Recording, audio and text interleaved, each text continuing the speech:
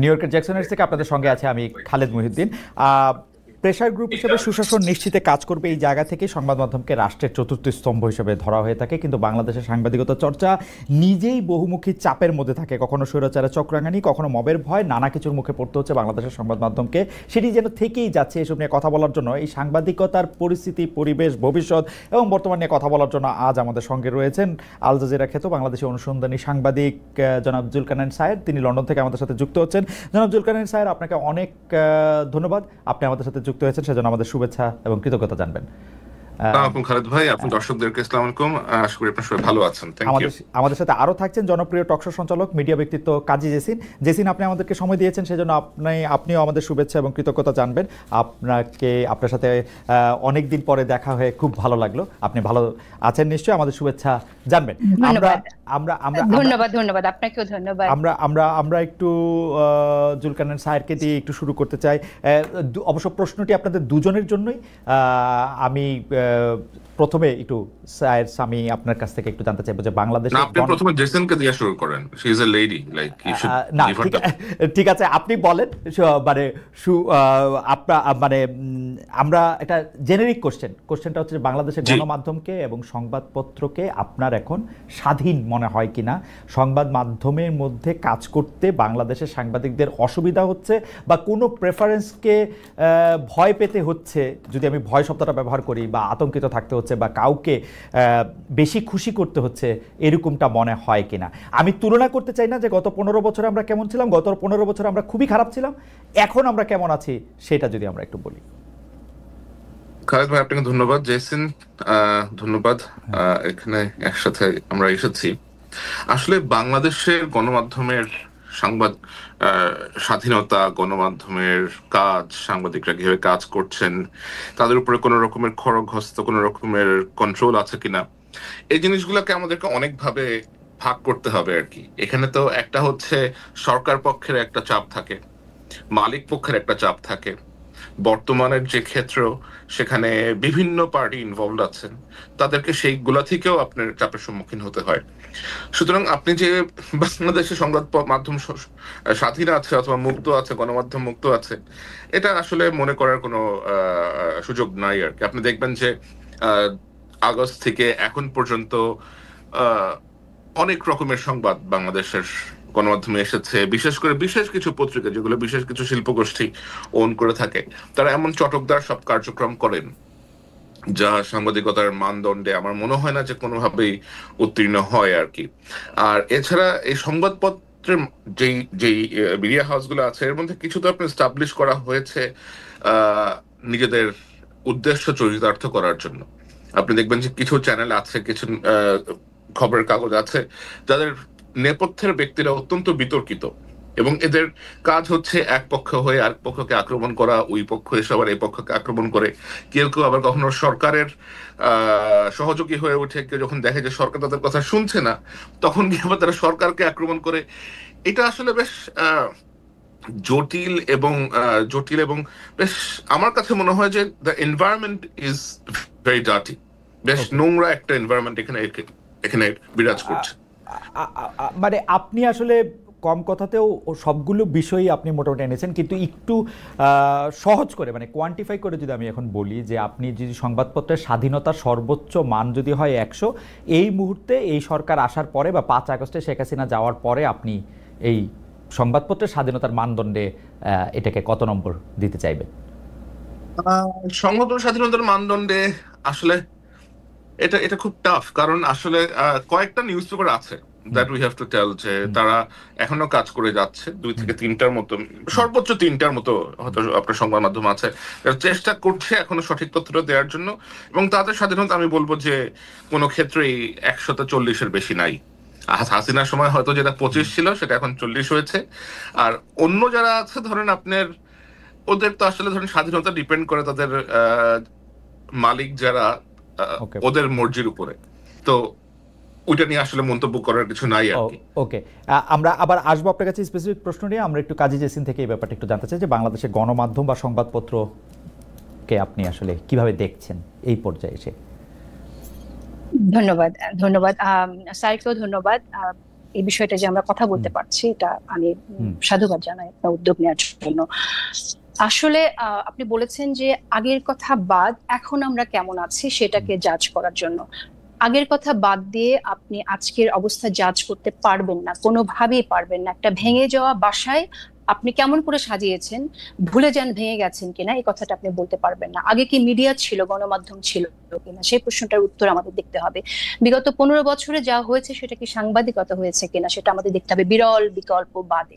গত 15 বছর যা হয়েছে সেটা তো আমরা দেখেছি। এখন অনেকে বলে শেখ হাসিনাকে ফ্যাসিস্ট হাসিনা বলতে চায় না, বলে মাফিয়া। মাফিয়া হাসিনার পতন হয়েছে।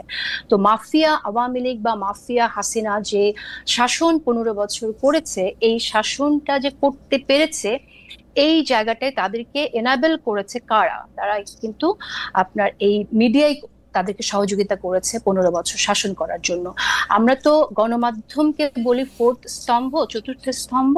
সেই জায়গা থেকে গণমাধ্যম হচ্ছে দর্পণ। একটা রাষ্ট্র কেমন চলছে, সরকার কেমন করছে সেটা দেখার দর্পণ হচ্ছে গণমাধ্যম। সেই গণমাধ্যম সেই দর্পণ দেখায় নাই, দেখিয়েছে মানবতার মা শেখ হাসিনাকে, দেখিয়েছে যে কাঁদো বাঙালি কাঁদো, বাঙালির চোখে পানি নাই, কিন্তু ফোর্স করেছে মিডিয়াতেও সারা মাস যদি শোক করে যে কাঁদো বাঙালি কাঁদো, অথচ তারা কখনই গুম খুনের কথা তুলে ধরে নাই।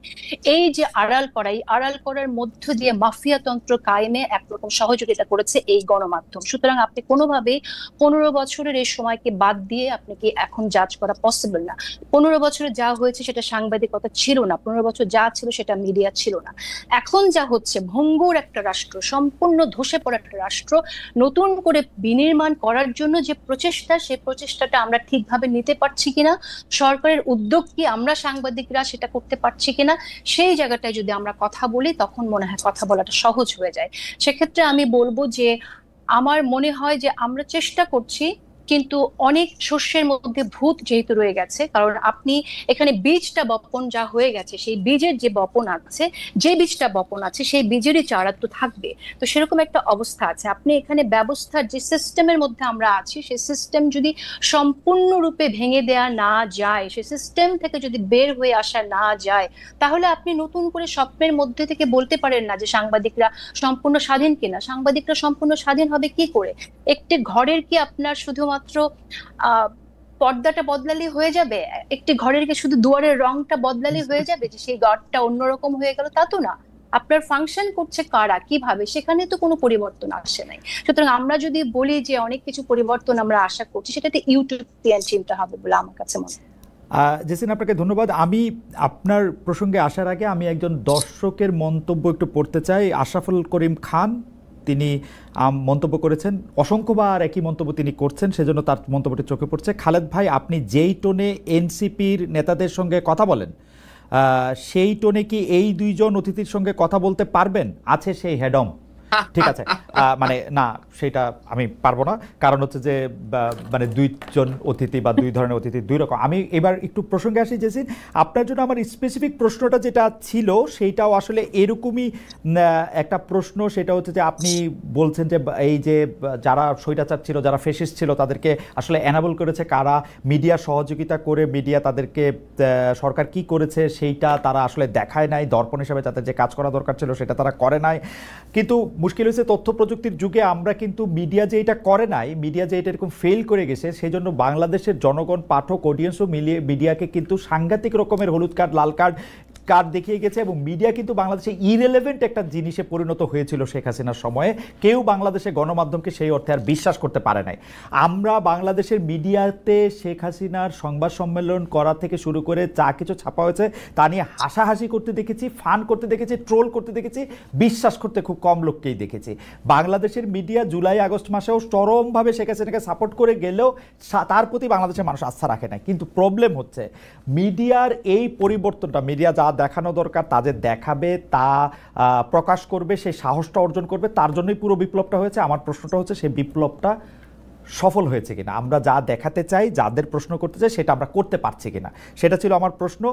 আপনার জন্য স্পেসিফিক প্রশ্ন যে অনেকেই এরকম বলে থাকেন, আমি একদম স্পেসিফিক নাম ধরে বলি, মোসাফ ফিরোজ, যিনি আওয়ামী লীগ আমলে যে অল্প কয়েকজন তার প্রাইভেট চ্যানেল থেকে অনেক বেশি সমালোচনা করেছেন, তাদের মধ্যে থেকে অন্যতম। তিনিও বলেছেন যে টকশোগুলিতে এখন ভিন্ন মতের লোক থাকে না, একই মতের লোক থাকেন। আওয়ামী লীগ আমলেও ভিন্ন মতের গেস্টরা আলোচনা করতে পারতেন, যেটা এখন পারছেন না। সাংবাদিক মুসাফ ফিরোজ নিজের প্রশ্নের উত্তর নিজে দিয়ে বলছেন, মানে তিনি কয়েকজনের কথা বলেছেন তাদেরকে কেন ডাকা হয় না। টিভি চ্যানেল মালিকেরা মবের ভয়ে সেলফ সেন্সরশিপের মধ্যে আছে। আওয়ামী লীগ আমলে যেটুকু স্বাধীনতা ছিল তাও এখন নেই। কাজী হোসেন, আপনি যদি একটু মন্তব্য করতেন। আমরা জুলকারনাইন সাহেবের কাছেও একটা অন্য প্রশ্ন নিয়ে যাবো, এটা নিয়ে সম্পর্ক। জি নিশ্চয়ই নিশ্চয়ই। আচ্ছা, আমি এই প্রশ্নটার উত্তর দেওয়ার আগে আপনার কথাটা বলি আগে, যে আপনি যে মন্তব্যটি করেছেন যে মানুষ মিডিয়া ইররিলেভেন্ট হয়ে গিয়েছিল মানুষের কাছে। যেটা হয়, আপনি বোধহয় জানেন যে ব্যান্ডওয়াগন এফেক্ট সম্পর্কে, রাইট? যে যখন ফ্যাসিস্টরা থাকে তখন কিন্তু তার বয়ান ক্রিয়েট করার জন্য মিডিয়াকে ব্যবহার করে। মিডিয়াকে ব্যবহার করে আপনার মুজিবকে এমন ভাবে পীর বানানো হয়েছিল যে এই বাংলাদেশের মানুষ শেখ মুজিবুর রহমানকে নিয়ে, শেখ হাসিনাকে নিয়ে একটি মন্তব্য করতে পারেনি। একটি ভয়ের সংস্কৃতি হয়েছিল, এবং যার পরিণতি হচ্ছে এতগুলো মানুষ, হাজার মানুষ, আমি স্পেসিফিক সংখ্যায় যাচ্ছি না, এতগুলো মানুষ প্রাণ দিতে হয়েছে তাদের জন্য। এটা দায় মিডিয়ার থাকবে। মিডিয়া ইররিলেভেন্ট হয়ে গেলেও মিডিয়ার দায় মিডিয়াকে নিতে হবে। এই কাজটি মিডিয়ার জন্য হয়েছে, কারণ তারা যদি এর আগে তুলে আনতো যে কি হয়েছে, যে কাজটা all the prime ministers main sir করেছে, তার জীবনে ঝুঁকি নিয়ে যে কাজটি করেছে, সেখানে বাংলাদেশে বসে কিন্তু সেরকম কাজ আমরা প্রতিনিয়ত হতে দেখিনি। এটা একটা ডকুমেন্টারি অনেক পাওয়ারফুল হতে পারে, কিন্তু এর আগের ঘটে যাওয়া আরো অনেক ঘটনা তুলে আনলে ব্যাপারটা আরো অনেক আগে ঘটতে পারতো। হাসিনার পতন আরো আগে ঘটতে পারতো। এ গেল আমার মিডিয়া নিয়ে মন্তব্য। আর আপনি যে প্রশ্নটি করেছেন যে নিরপেক্ষতার জায়গা থেকে, আমি যখন আমার কাজ করি আমি চেষ্টা করি এখন যারা স্টেক হোল্ডার্স আছেন তাদেরকে ইনভাইট করতে। আমাদের অনেক সমস্যাই হয়। আপনি নিজে হোস্ট করছেন একটা অনুষ্ঠান, নিজে পরিচালনা করছেন, আপনি জানেন যে কি ধরনের চ্যালেঞ্জ ফেস করতে হয়। অনেকের সাথে বসতে চায় না, এই ধরনের প্রবলেম থাকে। তারপর আমার জায়গা থেকে আমি মনে করি যে আমি যতটুকু চেষ্টা করছি সেটা আমি সৎভাবেই চেষ্টা করছি সবার পার্টিসিপেশন রাখার জন্য। আমাকে শোনা এরকম মন্তব্য শুনতে হয় যে আমি আমার প্রোগ্রামে শুধু কেন এত এনসিপির নেতাদেরকে কেন ডাকি, তারা তো ছাত্র, তারা তো অল্প বয়স, তাদের সাথে অনেকে বসতে চায় না, আপনি কেন ডাকেন? আমার শুনতে হয় এরকম মন্তব্য। আমার এরকম মন্তব্য শুনতে হয় যে আমি অনেক জামাতে নেতাদের ডাকি, কিন্তু আমি তাদেরকে ডাকি এজন্যই যে গণ অভ্যুত্থানের যারা স্টেক হোল্ডার্স, আমি মনে করি তাদের ভয়েস, তাদের ইনক্লুসিভনেস আমাদের মেনটেন করা, ম্যানেজ করা দরকার, যে কোনো ভাবেই হোক আমাদের আলোচনার মধ্যে। এখন আপনি আমাকে বলতে পারেন যে আমি কেন আওয়ামী লীগের একজন নেতাকে আমি ডাকি না। সেটা যদি হয় আমার নিরপেক্ষতার লিটমাস টেস্ট, তাহলে আমি বলবো যে দুঃখিত, আমি আওয়ামী লীগের কোনো নেতা, অ্যাজ লং অ্যাজ আমি যতদিন পর্যন্ত তারা ক্ষমা না চাইছে তাদের অপকর্মের জন্য এবং জনমানুষ তাদেরকে গ্রহণ না করছে, আমি কেউ না তাদের ভয়েস মানুষকে শোনানোর জন্য। আমি এই দায়িত্ব নেব না, এবং আমি দায়িত্ব নিতে আগ্রহীও না। যে অপরাধ করেছে তারা করেছে, সে অপরাধের জন্য তাদেরকে সরি বলতে হবে, মাফ চাইতে হবে। মানুষ যদি মাফ করে তখন ডেফিনেটলি তারা আসবে মানুষের জন্য ভবিষ্যতে কি করতে চায় সে কথাটা বলতে। আমি অবশ্য আপনার বক্তব্যের মূল নির্যাসের সাথে আমি একমত। আমি আমি আমি আমি জনাব মোস্তফা ফিরোজ যেটি বলতে চাইছেন, যারা আওয়ামী লীগ আমলে, মানে আওয়ামী লীগকে উনি ডাকতে বলতেছেন না আসলে, কিন্তু আওয়ামী লীগ আমলে যারা আওয়ামী লীগকে মৌন বা নীরব সমর্থন দিয়েছেন তাদেরকেও কি আপনি ডাকের বাইরে রাখবেন কিনা, বা তাদেরকে ডাকের বাইরে কি মবের ভয়ে রাখা হচ্ছে কিনা সেটা আপনি বলবেন কিনা। যে ধরেন সরাসরি আওয়ামী লীগ করে নাই, ধরেন তারা খুন খারাপিতে অংশ নেয় নাই, উনি কয়েকটা নামও বলেছেন আসলে, সৈয়দ ইশতিয়াক রেজা, জয় মামুন, এরকম কয়েকটা নামও বলেছেন। আচ্ছা, এখন একটা বিষয় সেটা হচ্ছে যে মিডিয়া নিয়ে কথা বললে তো অনেকের কথায় চলে আসে। তো আমি আসলে, দেখেন, আমরা তো কলিগস, একসময় একসাথে কাজ করেছি, কিন্তু আমরা অত্যন্ত দুঃখজনক ভাবে প্রত্যক্ষ করেছি যে যখন চোখের সামনে, সবার চোখের সামনে এই ছাত্রদের হত্যা করা হয়েছে, তখন তারা এই পতিত হাসিনার অফিসে গিয়ে তারা যে বক্তব্য রেখেছেন, এটা তো আমাদের জন্য অত্যন্ত দুঃখজনক ছিল। টু উইটনেস, সাক্ষী হওয়া ইতিহাসের, যে সাংবাদিকরা এই জায়গায় চলে যেতে পারে, তাদের মানবতা বোধ তারা এইভাবে বিসর্জন দিতে পারে, এই অন্ধত্ব তাদেরকে পেয়ে বসতে পারে, এটা তো আমাদের জন্য দুঃখজনক। আমি আপনাকে এই জায়গায় একটু থামাই, কারণ আমার দ্বিতীয় প্রশ্নটার মধ্যে যে আপনার এই সাংবাদিকদের যে শেখ হাসিনার সাথে যে তাদের সম্পর্ক, তাকে যে আসলে আপনি প্রথমে যে অ্যানাবল করার কথাটা বলেছেন, সেটার ক্ষেত্রে আপনার যে জায়গা, সেটা অন্য পেশাজীবীদের ক্ষেত্রে একই রকম কিনা, সেটা নিয়ে আমরা দ্বিতীয় প্রশ্নে আসবো। আপাতত একটু স্যারের কাছে যাই। যে স্যার, আপনি একজন পেশাদার সাংবাদিক, আপনার অনুসন্ধানের মাধ্যমে, সোর্সের মাধ্যমে রাষ্ট্রের দুর্নীতি, অসঙ্গতির অনেক ডকুমেন্টস আপনার হাতে আসে, সেগুলি কিছু আপনি নিজের সোশ্যাল মিডিয়াতেও তুলে ধরেন। তার মানে ব্যক্তি আপনার সঙ্গেও একটা সংবাদ মাধ্যমের একটা প্রতিযোগিতা আছে, যে মানে আপনি যেটা আসলে আপনার প্রতিষ্ঠান থেকে তুলে ধরছেন না, এমন অনেক কিছু আপনার ব্যক্তি জায়গা থেকে আপনি এটা তুলে ধরছেন। এই যে আপনার সঙ্গে আপনি সহ অন্য আর যারা এই প্রকাশ করার ক্ষেত্রে নিজস্ব প্ল্যাটফর্ম ব্যবহার করতেছে, সেইটার সঙ্গে কি গণমাধ্যমের একটা প্রতিযোগিতা হইতেছে? এবং এই প্রতিযোগিতাটা কি মানে সম প্রতিযোগিতা, অসম প্রতিযোগিতা?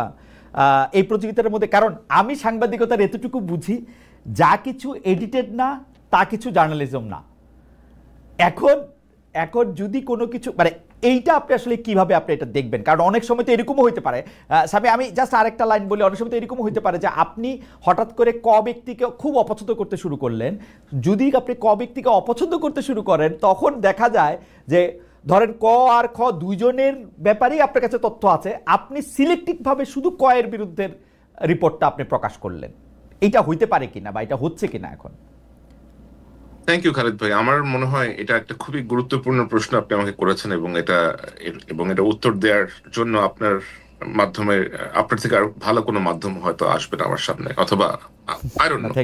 তো আমার যে অর্গানাইজেশন আমি কাজ করি, আল জাজিরা মিডিয়া নেটওয়ার্ক, এখান থেকে আমি আমার যে ডেস্ক, আমি যে বিষয়ে কাজ করি তা হচ্ছে দক্ষিণ এশিয়া, বাংলাদেশ, মায়ানমার, ভারত, অনেক সময় আরো অন্যান্য প্রজেক্টও আমাকে কাজে লাগানো হয়। বাট যেহেতু আমি বাংলাদেশ থেকে আসছি এবং বাংলাদেশের বিষয়ক সাংবাদিকতা করেই আমার এই পথে যাত্রা শুরু, তো অবশ্যই ন্যাচারালি বাংলাদেশের বিভিন্ন নিউজের প্রতি আমার আগ্রহ অনেক বেশি থাকে। আর লোকজন যেহেতু আমাকে চেনে, অনেকেই আমাকে চেনে, বিভিন্ন সেক্টর অনেকে আমাকে চেনে, অনেকে আমার কাছে বিভিন্ন রকমের তথ্য প্রমাণ সহ পাঠিয়ে থাকে। এখন ন্যাচারালি আমার আল জাজিরাতে কোনো বাংলা ডিভিশন নাই, এবং এখানে আপনার বিভিন্ন রকম নিউজের আমাদের কাছে আসতে থাকে প্রতিনিয়ত, এবং বাংলাদেশ কেন্দ্রিক নিউজই সবসময় করা সম্ভব না। এটা এটা এটা এটা বেশ অসম্ভব একটা বিষয় আর কি। আর ডকুমেন্টারি করতে অথবা একটা নিউজ স্টোরি করতে আমাদের সময় লাগে, অনেক অনেক ওয়েটিং লাগে। তারপরেও আমি যখনই সময় পেয়েছি, আমি আল জাজিরা ছাড়াও অন্যান্য মাধ্যমেও আমার রিপোর্ট আমি করেছি। নেত্র নিউজের জন্য করেছি, ওসিসিআরপির জন্য করেছি, দ্য টাইমসের জন্য করেছি, হারেসের জন্য করেছি, এরকম আরো অনেকের জন্যই আমি রিপোর্ট করেছি। বাংলাদেশের মানব জমিনের জন্য কয়েকটা রিপোর্ট আমি লিখে দিয়েছি। বাট যেটা হয় সেটা হচ্ছে যে আমার কাছে যা আসে, আমার পক্ষে এগুলা যেহেতু বাংলাদেশের কোনো পত্রিকায় গ্রহণ করতে রাজি হয় না। এখন কেন তারা রাজি হয় না সেটা একটা বেশ বড় প্রশ্ন। কারণ আমি অনেক সময় জিজ্ঞেস করেছি, অনেকের এডিটরদের সাথে আমার কথা হয়েছে, তারা বলেছে যে মালিক ঝামেলা করতে পারে, মালিক পছন্দ করবে না, অথবা সরকার আমাদেরকে চাপ দিতে পারে, চাপ দিয়ে নিউজ তুলে নিবে, অনেক প্রবলেম করতে পারে, আমাদের হয়তো ওয়েবসাইট ডাউন করে দিবে, আমাদের জার্নালিস্টকে ভয় দেখাবে। তো আমার কাছ থেকে আসা রিপোর্ট এখনো পর্যন্ত অনেকেই বেশ ভয় পান আর কি। আমার মনে হয় একটা আতঙ্কে থাকেন যে আমার নামে অ্যাফিলিয়েটেড হয়ে গেলে কোনো না কোনো ভাবে যদি তারা ক্ষতিগ্রস্ত হন। কারণ আমার অনেক রিপোর্ট হয়তো অনেকের বিপক্ষে গেছে, অনেকে এটার দ্বারা ক্ষতিগ্রস্ত হয়েছেন, অনেকে কিছুটা হয়েছে, like somehow some people got affected, এবং তারা কোনো না কোনো ভাবে বিভিন্ন পত্রিকা, মিডিয়া হাউসের সাথে সম্পৃক্ত। তো আমার প্রেজেন্স থাকলে তারা মনোক্ষুণ্ণ হবেন। তো আমি যেটা করি, যেগুলো বেশি গুরুত্বপূর্ণ, একেবারেই যেগুলো বেশি গুরুত্বপূর্ণ, যেগুলো যাওয়া উচিত মানুষের কাছে, আমি নিজেই একটু সময় বের করে সেই রিপোর্ট গুলা অথবা সেই ডকুমেন্ট যা কিছু আসে একটু যাচাই বাছাই করি। আর আমার তো অবশ্যই বাংলাদেশে একটা নিজস্ব কিছু লোকজন আছে যারা আমার জন্য এই ফ্যাক্ট চেক গুলা করেন অথবা খোঁজ নেন, বিভিন্ন দপ্তরে গিয়ে আপনার সত্যতা ভেরিফিকেশন করে আসেন। তো সেই মেকানিজমটা আমার আছে, বাট আমি ওটা সামনে আনতে চাই না, because I don't want to risk না, that. আপনি অবশ্যই সামনে আনবেন না স্যার, আপনি তাকে প্রোটেক্ট করতেই হবে। আমার মানে এক লাইনে, এবং সেগুলো আমি এডিট করেই নরমালি প্রকাশ করে থাকি। আর আমার মনে হয় যে আমি ফেসবুকে যেটা করি এটা আসলে সাংবাদিকতা না, আমি তো ফেসবুক সাংবাদিকতা করতে আসি নাই।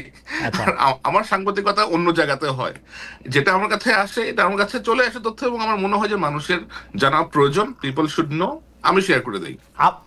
আমি শুধু সাংবাদিকতার একজন মানে ছাত্র হিসাবে আমি আপনার কাছ থেকে এটা জানতে চাইবো যে ধরেন আপনি ফেসবুকেরটাকে আপনি সাংবাদিকতা বলতেছেন না, কিন্তু আপনাকে যখন মানে আরও 15-20 বছর পরে যখন কন্টেন্ট অ্যানালাইসিস করে আমাদের সময়টাকে ধরা হবে, তখন আপনি অবশ্যই একটা গুরুত্বপূর্ণ চ্যাপ্টার হিসাবে থাকবেন।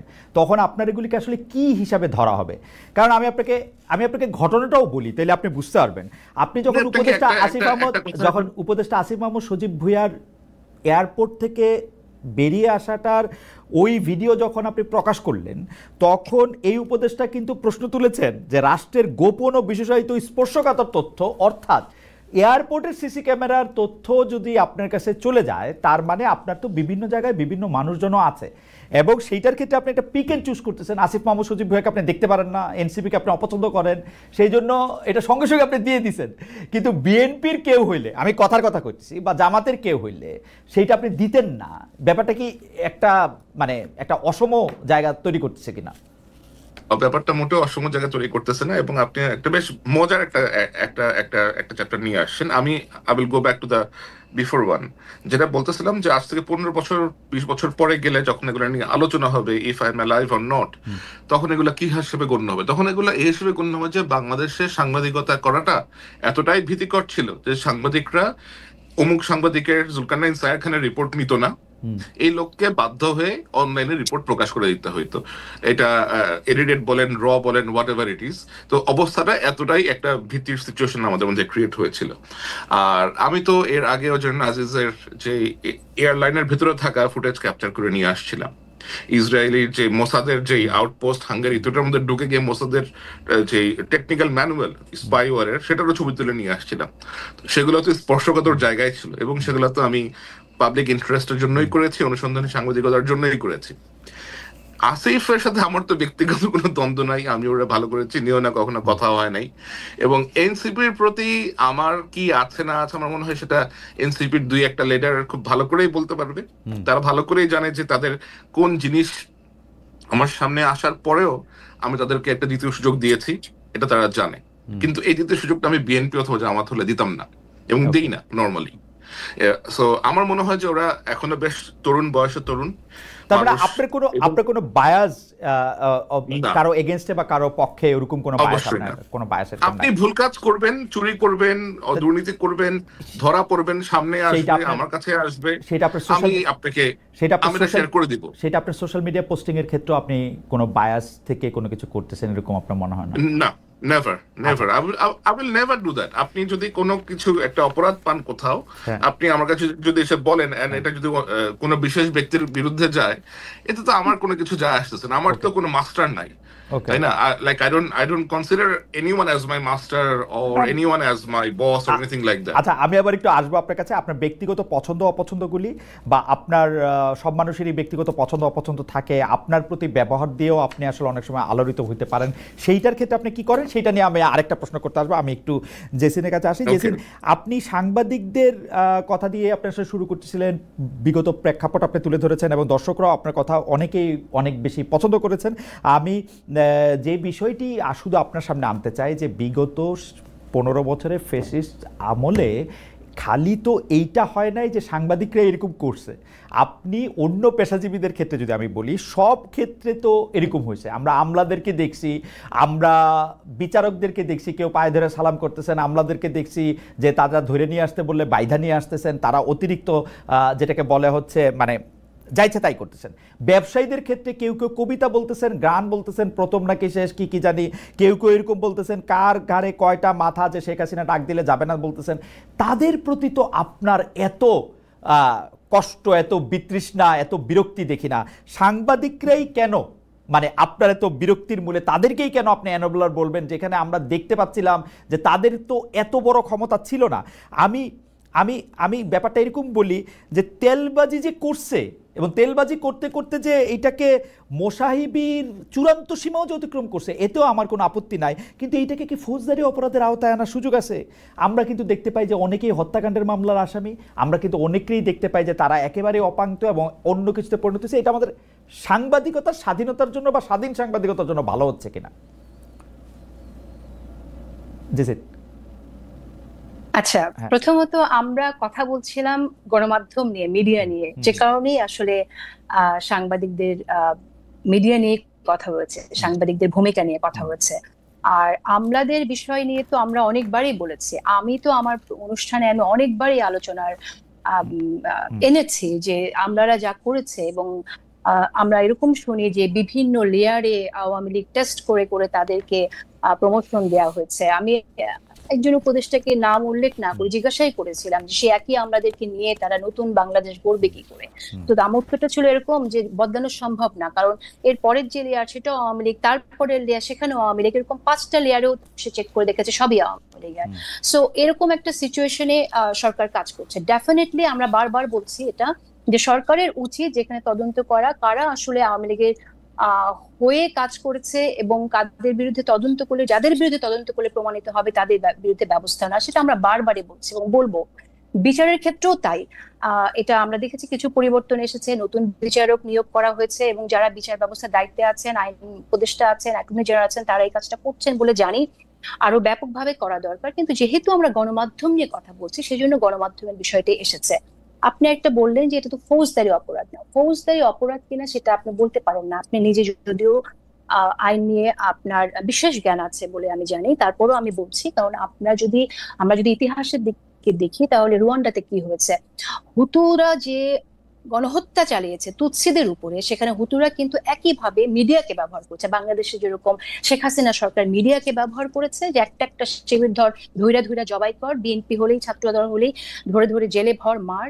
তো এই যে একটা অবস্থা আমরা দেখেছি, স্লোগান হিসেবে যদিও শিবিরের ওই স্লোগানটা পপুলার হয়ে গিয়েছিল, কিন্তু গুম খুন করতে তো আমরা বিএনপির নেতা কর্মীকেও আমরা দেখেছি যে নিয়ে গেছে, গুম হয়ে গেছে, ফিরে আসেনি, এই ঘটনাটা ঘটেছে। তো তখন কিন্তু আমরা কোনো প্রতিবাদ দেখি নাই।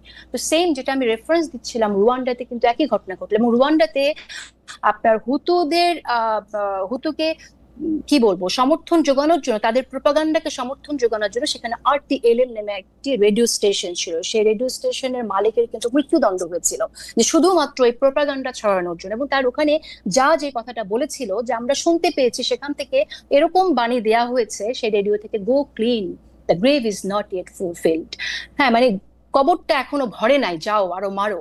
তো এই যে তাদের বয়ানগুলো তারা বিভিন্ন ভাবে নিয়ে এসেছে তাদের রেডিওতে। আপনি মনে করছেন যে বাংলাদেশের সাংবাদিকেরা গত 15 বছরে এইরকম বয়ান দিয়েছে নাকি এরকম বয়ান? বাংলাদেশের সাংবাদিকরা আমি বলছি এখানে যে বাংলাদেশের সাংবাদিকরা বিরল ব্যতিক্রম বাদে তারা এই যে মানুষজনকে জেলে নেওয়া হয়েছে, গুম করা হয়েছে, খুন করা হয়েছে, এটাকে জায়েজ করেছে। শেখ হাসিনাকে তারা তার বড় মানবতার মা বলেছে বাংলাদেশের মিডিয়া। এর জবাব আপনি কোথায় পাবেন? সো আপনি এটা বলতে পারেন না যে ফৌজদারি অপরাধ করেছে কিনা, এটা আসলে প্রমাণযোগ্য ব্যাপার। আমি এখানে একটু অ্যাড করতে চাই, if you allow me to. আপনি চিন্তা করেন খালিদ ভাই যে আপনি একটা ঘরে আছেন, একটা বাসায় আছেন। আপনার বাসায় আপনি জানেন যে বাসার ছাদের ওই অংশ যে কোনো সময় ধসে পড়তে পারে, কিন্তু আপনি কোনো ব্যবস্থা গ্রহণ করছেন না। আপনি দেখছেন, আপনি ব্যবস্থা গ্রহণ করছেন না কারণ আপনি জানেন যে যদি এটা কমপ্লেন করেন না, আপনার বাসার যিনি মালিক আছেন অথবা বাসার যিনি কর্তা আছেন তিনি হয়তো বিষয়টা নিয়ে আপনাকে বকাঝকা করবেন অথবা পছন্দ করবেন না যে তুমি আমার খরচ বাড়াইতে আসছো কেন। হঠাৎ করে ওই ছাদটা ভেঙে পড়ে বাসার 3টা লোক মারা গেল, দোষটা কার হবে? would you feel যে আপনি এটার জন্য দোষী কিনা? না, আমার মনে হয় বিষয়টা না, অবশ্যই কিন্তু এরকমই হয়েছে। কিন্তু না, আপনারা দুজনই আমার খুবই প্রিয় সাংবাদিক, কিন্তু আমি শুধু আপনাদের মনে করাই দিতে চাই যে 15 বছর ধরে আমাদের ফ্যাসিস্ট শেখ হাসিনার আমলে সাংবাদিকতাকে দেখতে গিয়ে আমরা অতিরিক্ত জেনারেলাইজেশন করতেছি কিনা। কারণ আমরা কিন্তু শেখ হাসিনার যাবতীয় যত দুষ্কর্ম, সেই দুষ্কর্মের যতগুলি আমরা জানি সেগুলি কিন্তু সংবাদ মাধ্যমের মাধ্যমেই জানি। মানে ধরেন এই যে কি বলে সোনার মেডেলে চুরি করছে, বালিশের দাম কত রাখছে, পদ্মা সেতুতে কি করছে, সেগুলি কিন্তু গণমাধ্যমদেরকে আমাদেরকে মানে একদম হুতুতুৎসিদের সাথে মিলায়া গণমাধ্যম একেবারেই সে ফেসিস্টদের অ্যানাবলের ভাষাই শুধু ব্যবহার করছে। এইটা বললে কিন্তু আসলে আমার কাছে মনে হয় যে আমরা পরবর্তীতে যে সাংবাদিকতার কথা আমরা আশা করি সেইটার ক্ষেত্রে একটু বেশি করা হয় কিনা আমার কাছে মনে হয় যে, এবং এইটা এমন একটা উপায় তৈরি করে কিনা। আমরা কিন্তু এখন দেখতেছি যে নতুন যে সাংবাদিক গোষ্ঠী তৈরি হয়েছে এই 10 মাসে যারা সাংবাদিকতা করতেছেন তাদের বেশিরভাগের ক্ষেত্রে প্রভু বদলাইছে, তাদের অবস্থার বদলায় নাই। মানে এটা ভাঙা ঘর, ভাঙা বাড়ি, মাথার উপরে ভাঙা পড়ছে, সেইটাতে এটা বিবেচনা করা যাবে কিনা। তারা কেউ দাবি করতেছে এরকম যে আমরা বিএনপির ঘনিষ্ঠ লোক, আমরা বিএনপির জন, সেই জন্য আমি এখন সম্পাদক হব। কেউ দাবি করতেছে যে জামাতের লোক, সেই জন্য আমি সম্পাদক হব। আমি এনসিপির লোক, সেই জন্য আমার এটা করতে হবে। আমরা 15 বছর বঞ্চিত। মানে সোজা কথা বলতে যে 15 বছরে যেই দুষ্টামিগুলি আওয়ামী লীগ করছে সেগুলি এখন আমরা করব, এইটা যারা না, করছে সেটা- মানে সেইটা ঠিক হবে কিনা আসলে? না, মানে সেটা আমরা কি একেবারেই ঠিক হবে মানে না। মানে এই জন্য আমি এই প্রশ্নটাই যদি আপনি এটা বলতেন, তারপর আবার একটু জেসিনেরও একটু মন্তব্য আমাদের একটু শুনতে হবে। স্যার আমি একটু থামাইতেছিলাম আপনাকে, সরি। সরি, যেটা বলতেছে যে এটা করা কখনোই উচিত হবে না, কখনোই। এবং এই জিনিসটাই বন্ধ করতে হবে যে রাজনৈতিক পরিচয়ের ভিত্তিতে সাংবাদিকতার পেশায় যে প্রেফারেন্স দেওয়া হয়, এই প্রেফারেন্সিয়াল ট্রিটমেন্টটা বন্ধ করতে হবে। যে ব্যক্তি আপনার নিজের স্বাধীনতা, ইন্টিগ্রিটি এবং সততা বজায় রেখে এই এই পেশার মানটা ধরে রাখতে পারবেন, তাদেরকেই আসলে বিবেচনায় নেওয়া উচিত। কে কোন মতের, কোন দলের অনুসারী, এরকম কখনোই করা উচিত না। আর শেখ হাসিনার সময় আপনি যে ঘটনাগুলো উল্লেখ করলেন, বালিশ কাণ্ড অথবা অন্য সোনার মেডেল, এগুলোর সাথে কিন্তু শেখ হাসিনা সরাসরি কখনো সম্পৃক্ত ছিলেন না। শেখ হাসিনা সরাসরি সম্পৃক্ত ছিলেন কিসে?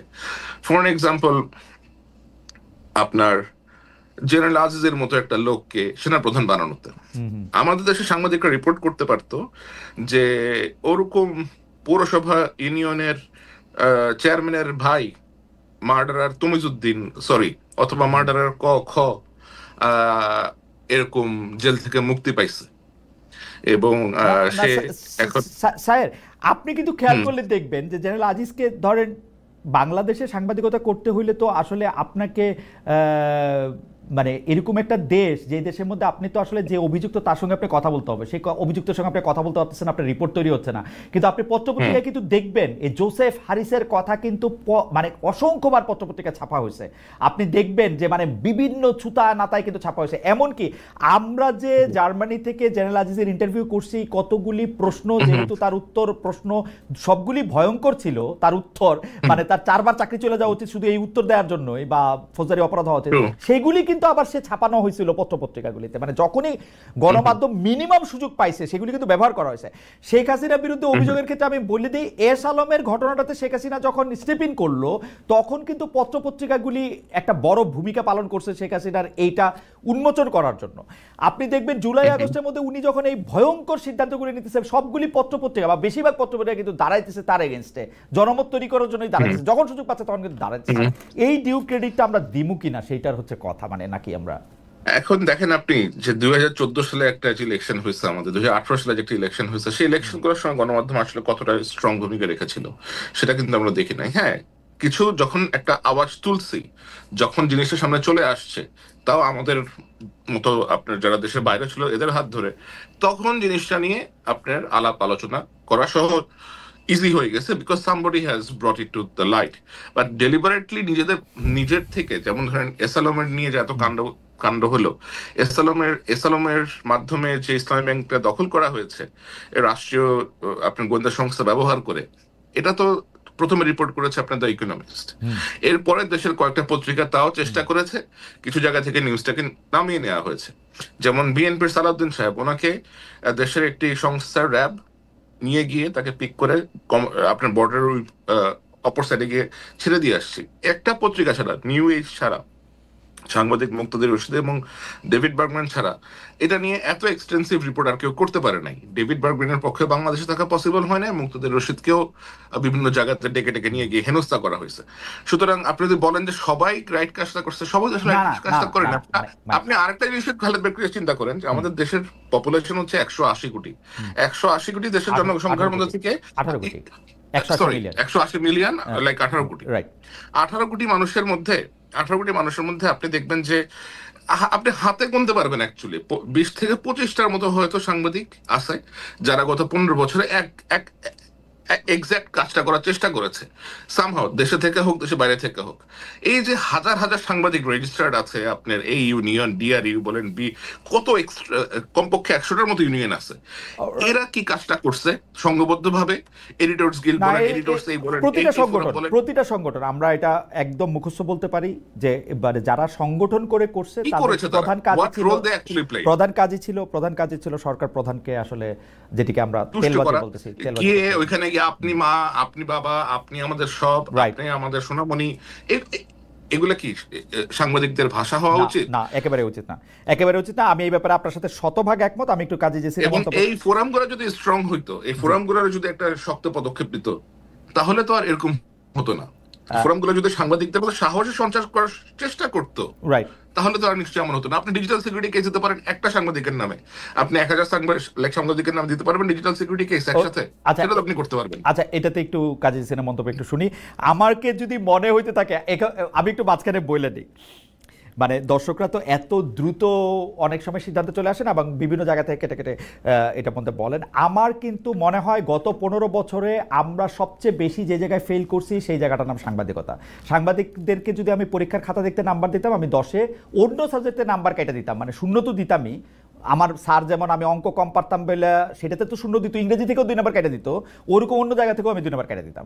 আমার অবস্থান সেটা। কিন্তু ঘটনা হচ্ছে বর্তমানে আমরা যে সাংবাদিকতার যে জায়গাটাতে আসি সেই জায়গাটা থেকেও যদি একটু বলেন যে এইটারই ধারাবাহিকতায় আর কি আমার অবস্থান। কিন্তু মানে আমি কিন্তু আপনাদের সাথে একদম একমত, সাংবাদিকতা আমাদের ব্যর্থতা নিয়ে, সম্মিলিত ব্যর্থতা নিয়ে আমি একদম একমত। না, আপনি যেহেতু একমত তাহলে আমার অ্যাড করার কিছু নাই। যে আপনি নিজেই জানেন যে প্রশ্ন নয় প্রশংসা করতে এসেছি, সেই বিখ্যাত টার্ম নতুন করে অ্যাড করার কিছু নাই। আমাদের মনে রাখা উচিত কিশোরের কথা, মুশতাকের হত্যার কথা, সেই সাংবাদিকদের কথা আমাদের মনে রাখা উচিত, সাংবাদিকদের গুম করা হচ্ছে সেই কথাগুলো মনে রাখা উচিত। আর সংবাদ মাধ্যমে একটু অ্যাড করি শুধু, সেটা হচ্ছে যে খুব অল্প বিস্তর যে সমালোচনাটা করলে সহ্য করবে, কিছু না সমালোচনা করলে তো টেকা যাবে না, সেরকম একটু সমালোচনা করেই কিন্তু হয়েছে। মূল জায়গাগুলোতে অ্যাটাক করে যে জায়গাটা আসলে তুলে আনা দরকার সে কাজগুলো করা হয়নি। আয়নাঘরের কথা মানুষ জানা সত্ত্বেও কিন্তু আনতে পারেনি, কোনোভাবে ইনিয়ে বিনিয়েও আনতে পারে নাই। এখন সাংবাদিকতার কথা যদি বলি যে আমরা আসলে এখন কেমন আছি, আমার তো মনে হয় যে মূল জায়গাটাই তো নষ্ট হয়ে গেছে। তো মূল জায়গাটা যখন নষ্ট হয়ে গেছে, এটা ঢেলে সাজানো ছাড়া তো সুপারফিশিয়াল যাই হবে সুপারফিশিয়াল। আপনি উপর থেকে একজন ব্যক্তি পরিবর্তন হলে, দুজন ব্যক্তি পরিবর্তন হলেই তো হবে না, পুরো সিস্টেমটাই তো করাপ্ট। এখানে যেমন আপনার কর্পোরেট সেন্সরশিপ আছে, পলিটিক্যাল সেন্সরশিপ তো আসবেই। যখন কিনা আপনার কালো টাকার বিনিয়োগ থাকবে তখন তো আপনার পলিটিক্যাল সেন্সরশিপটা আসবে। আরেকটা বড় সমস্যা হচ্ছে, দেখেন এই যে শেখ হাসিনা কিন্তু বাকশাল, একটা নব্য বাকশাল, ডিজিটাল বাকশাল কায়েম করেছেন। কিভাবে? পত্রিকা বন্ধ না করে, ভেরি স্মার্টলি পত্রিকা বন্ধ না করে, কোনো টেলিভিশন বন্ধ না করে, আরো বেশি বেশি লাইসেন্স দিয়ে সবগুলোকে নিজের জন্য, নিজের মাইক হিসেবে ব্যবহার করার মধ্য দিয়ে। এখন এই প্রতিষ্ঠানগুলো লাইসেন্স কাকে দেওয়া হয়েছে?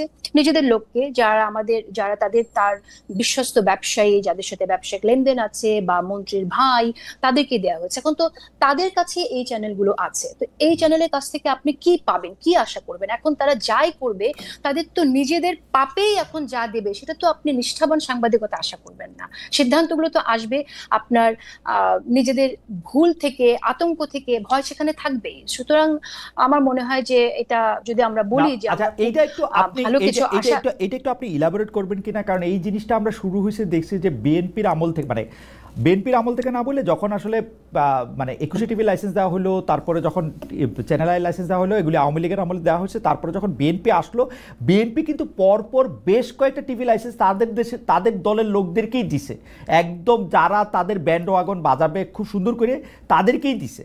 এবং তাদের কেউ লাইসেন্স কিন্তু আওয়ামী লীগ আমলে রয়েও গেছিলো। আপনি জানেন যে এনটিভি, বাংলা ভিশন, বৈশাখী, সেগুলি কিন্তু রয়েও গেছিলো। এনটিভি, বাংলা ভিশন, তারা একই মালিকানায় থাইকাও, মালিকানাটা কেন গুরুত্বপূর্ণ না সেটা আমি বলি, একই মালিকানা থাইকাও তারা শেখ হাসিনার আরও বেশি চামচামি করছে। এমনকি আওয়ামী লীগের মালিকানার টিভির চেয়েও বেশি চামচামি বিএনপির আমলের থেকে, বিএনপির যে মালিকানা ছিল সেগুলির থেকে আমরা দেখছি।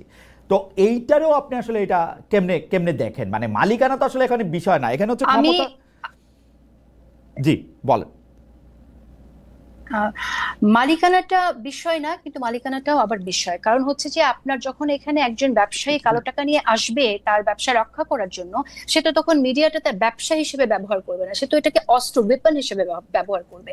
সুতরাং এখানে মালিকানাটা ব্যাপার। আপনি আর যে চ্যানেলের কথা বললেন, প্রত্যেকটা চ্যানেল, যেমন আমি বাংলা ভিশনের কথা নিয়ে এসেছেন, বাংলা ভিশন চ্যানেলটা কিন্তু আমার জন্য যে পরিমাণ তারা নিয়েছে, টেনশন নিয়েছে, চ্যানেলটা বন্ধ হয়ে যেত যদি। আমাকে তো তারা টানা একটা বছর থ্রেট দিয়েছে শো বন্ধ করার জন্য, তাদের পক্ষে কথা বলার জন্য। যখন আমি কোনোভাবেই রাজি হই নাই, তখন কিন্তু তারা চ্যানেলটা বন্ধ করে দিত। শুধুমাত্র চ্যানেলটা বাঁচানোর জন্য শেষ পর্যন্ত আমার শোটা স্যাক্রিফাইস বন্ধ করে দিতে হয়েছে, এবং আমি দিয়েছি সেটা করতে সেই সময়।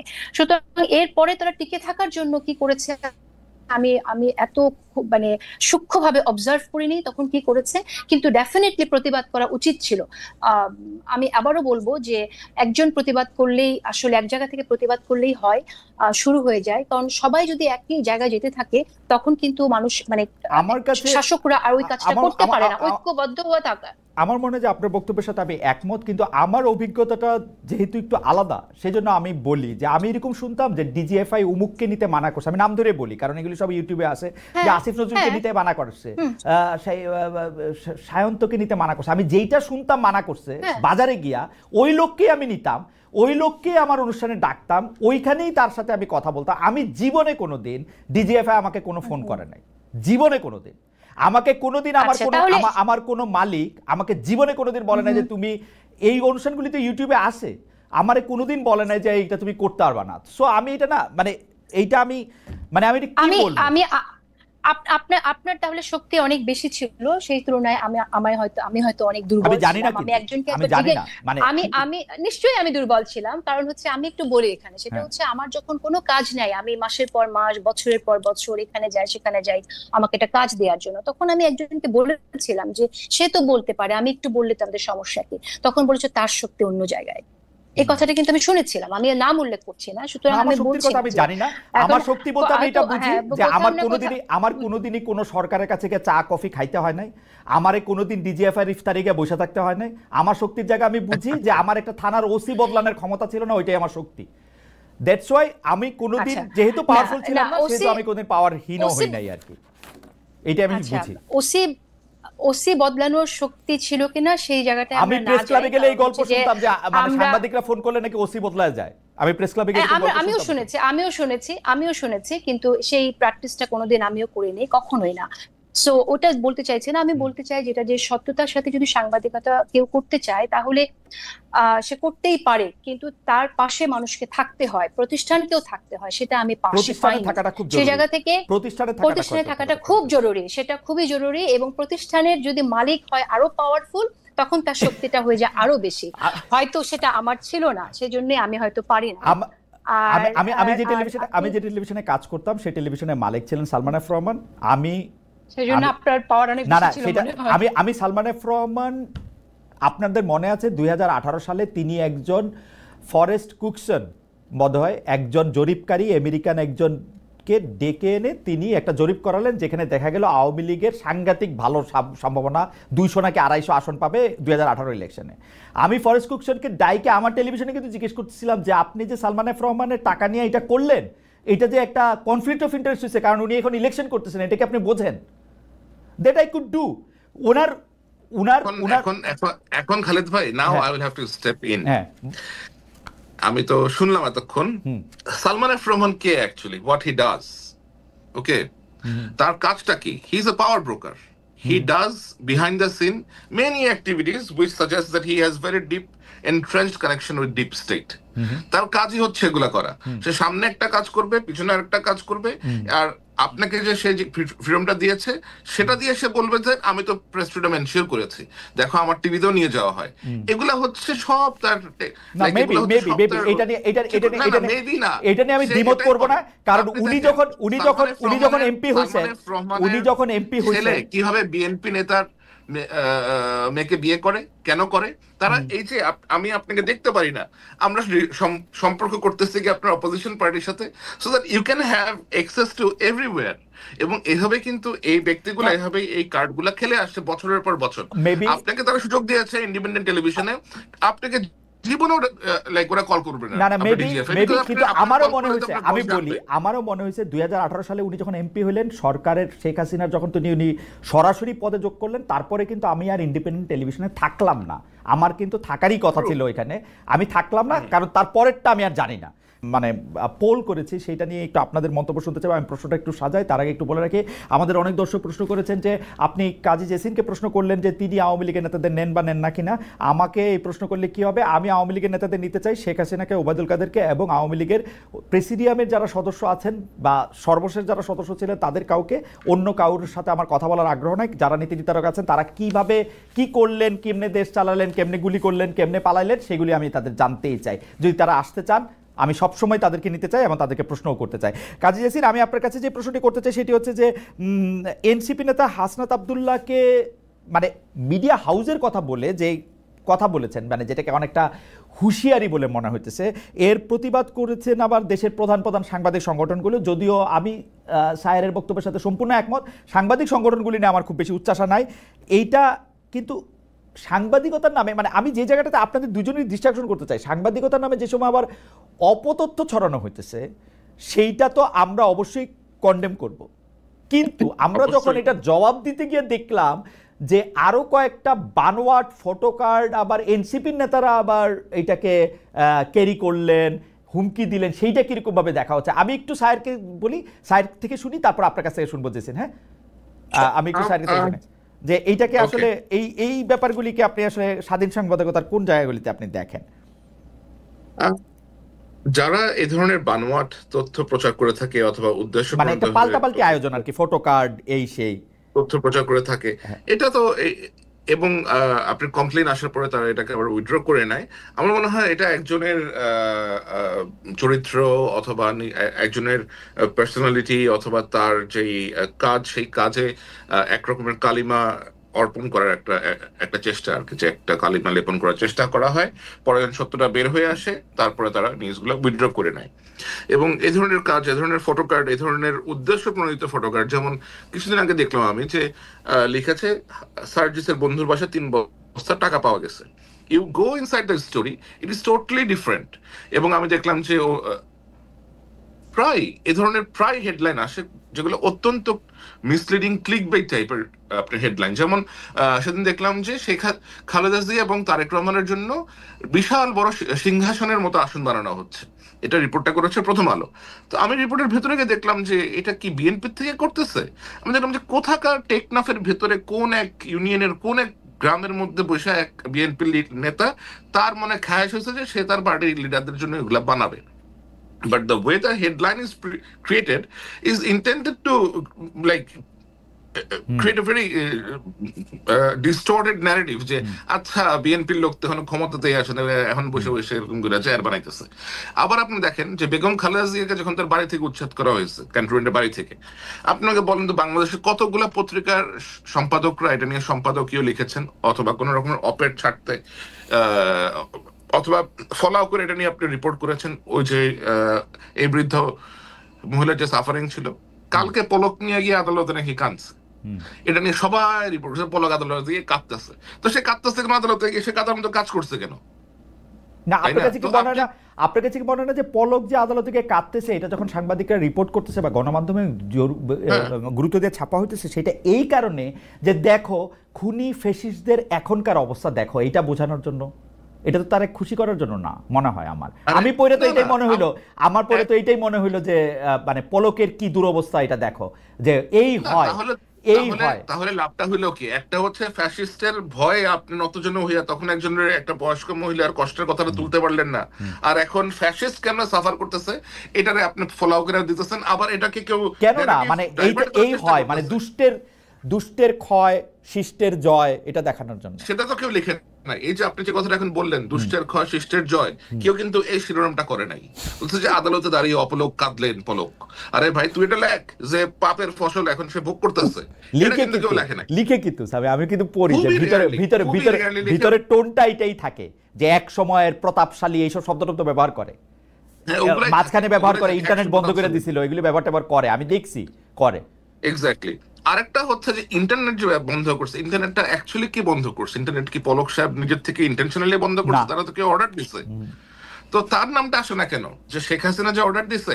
এবং আমি এমন বিষয় শুনেছি যে শেখ হাসিনা এটা নিয়ে মজা করতেছেন, যে করে তো দিছি বন্ধ, আমার আসার আগে আমি লাইক আমরা তো নামাইতে চাই, এরপরে যে সরকার আসবে সে এসে ইন্টারনেট চালু করবে, থাকুক ইন্টারনেট বন্ধ, এরকম কথাবার্তা সে বলছে, রেকর্ডের মধ্যেই বলছে এগুলো সে।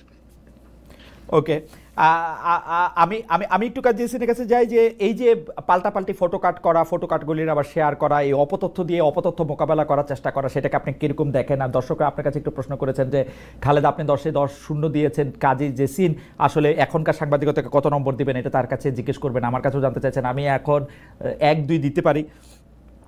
তারপরে হচ্ছে আমার প্রশ্নটা হচ্ছে যে এই যে সাংবাদিকতার নামে যে অপতথ্য ছড়ানো হচ্ছে, এইটা শুধু এনসিপির নেত্রীদের বিরুদ্ধে নয়, সামগ্রিকভাবে নারী ও শিশুদের নামেও আমরা এগুলি অনেক সময় দেখি, অমর্যাদা অবমাননা করে এটা দেখি।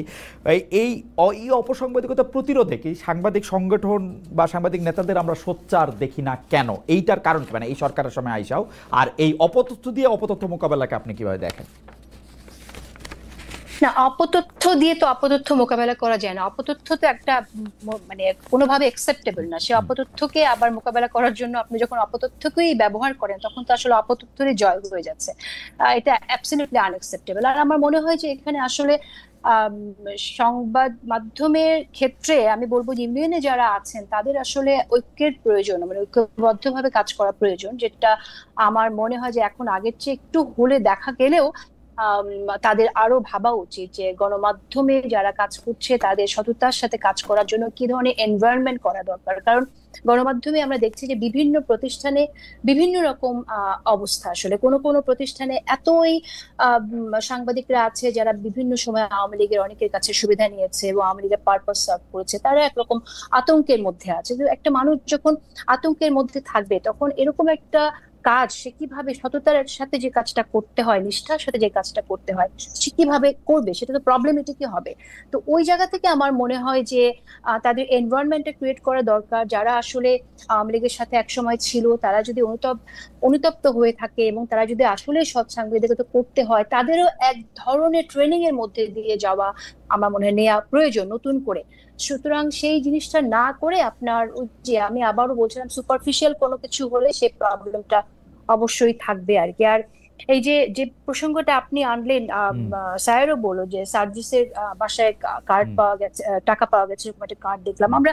এরকম কার্ড শুধু এটা না, আপনি অবাক হয়ে যাবেন, আপনি নিশ্চয়ই নিজেও দেখেছেন যে প্রতিষ্ঠিত গণমাধ্যম, জনপ্রিয় গণমাধ্যম গুলোতেও এত বেশি আপনার নিউজ আপলোড করা হচ্ছে, যত দ্রুত আপলোড করা হচ্ছে তত দ্রুত আবার সেটাকে আপনার নামিয়ে ফেলা হচ্ছে, সরিয়ে ফেলা হচ্ছে, উইদাউট গিভিং এনি রিজন যে এই কারণে আমরা খবরটা রাখলাম না।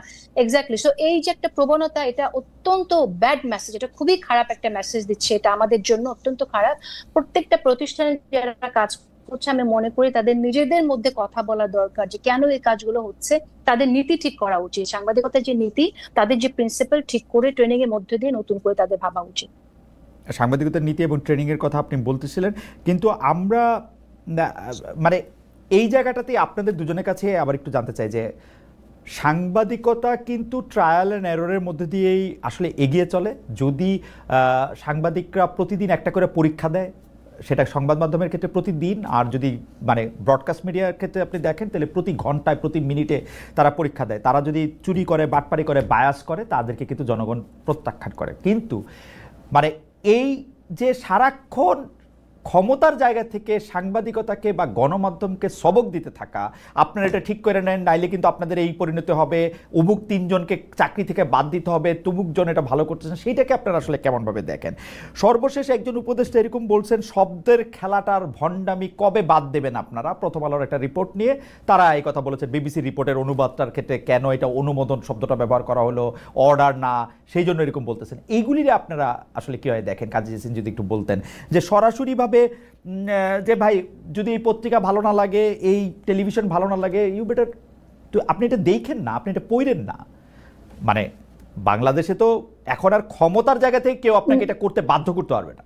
সেই জায়গাটা থেকে আপনারা এটা কিভাবে দেখেন যে একটা হুমকি বা ওকে, এখন আমরা আমরা আসলে এই প্রসঙ্গ বেশ কয়েকবার এটা এসেছে যে সরকারের দিক থেকে কখনো কাউকে এরকম হুমকি দেওয়া হয়েছে কিনা, কারো চাকরিচ্যুতির জন্য কাউকে সরিয়ে দেওয়ার জন্য কোনো রকম আদেশ বা অর্ডার এরকম ভাবে এসেছে কিনা সরকারের দিক থেকে, আমি এটা প্রশ্ন করেছিলাম। আমি কিন্তু উত্তর পেয়েছি যে না, এটা করা হয়নি। এবং আমি এটা তো আমরা জানি যে সরকার কখনোই বলে না হ্যাঁ আমরা এটা করেছি।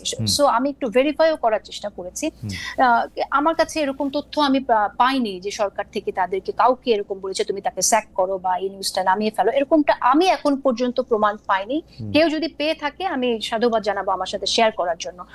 আর হচ্ছে যে গণমাধ্যমে সরকারের গণমাধ্যমকে কি বলবো, আপনার গণমাধ্যম যে ফ্রিলি কাজ করছে সেটার জন্য একটা ব্যাপার, যেখানে সরকারের সাথে যে সমঝোতাটা হওয়া দরকার। আপনি যে মেসেজটা আপনি আমাকে এখানে দিলেন যে একজন একটি সংবাদ নিয়ে কথা বলেছে, আমার মনে হয় যে এখানে কমিউনিকেশন কানেকশন একটা ব্যাপার। এমন একটা সময় আমরা আছি যে আপনার ভারতের যারা ভারতীয় যে মিডিয়া সেটা বাংলাদেশের বিরুদ্ধে নানান রকম প্রোপাগান্ডামূলক নিউজ করছে।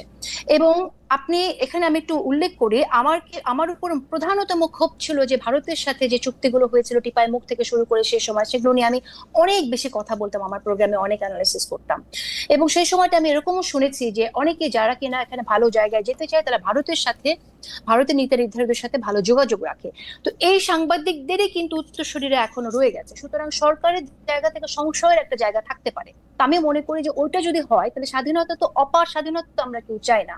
আমরা তো এমন স্বাধীনতা চাই না যেটা আমার সার্বভৌমত্বকে, আমার নতুন বাংলাদেশ বিনির্মাণকে ক্ষতিগ্রস্ত করবে। সেই জায়গা থেকে আমার মনে হয় ট্রাস্টের রিলেশনশিপটা খুব দরকার।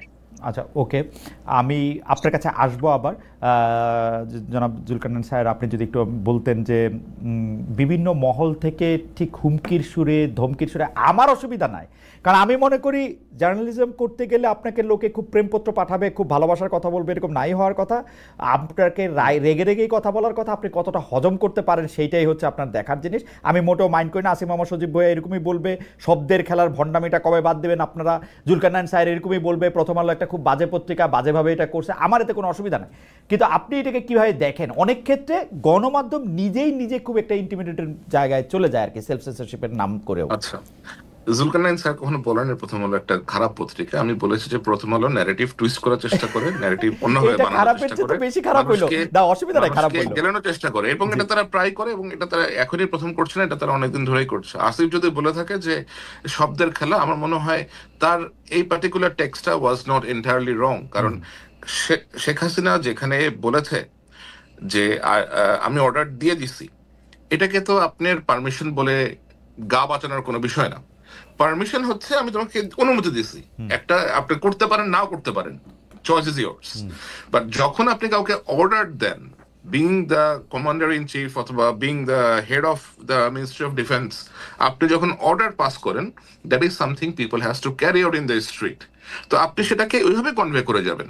এবং বিবিসি বাংলার, এখন আমি কি বলবো, আমাদের কিছুদিন একটা একটা একটা একটা অনুষ্ঠান হয়েছে আমাদের লাইক আল জাজিরা থেকেই, you should watch that. এখানে একটা ইভেন্ট হয়েছিল ইউকেতে, গ্লাসটনবেরি নামে একটা ফাংশন হয়েছিল এখানে, আপনার কনসার্ট ইভেন্টের মতো। The way they have twisted the entire narrative did send a very wrong message, and আমাদের ওই প্রোগ্রামে এটা বেশ ভালো করে তুলে ধরা হয়েছিল। So I don't want to take that avenue, I don't want to criticize them for anything, but এই ধরনের choice of words is not correct.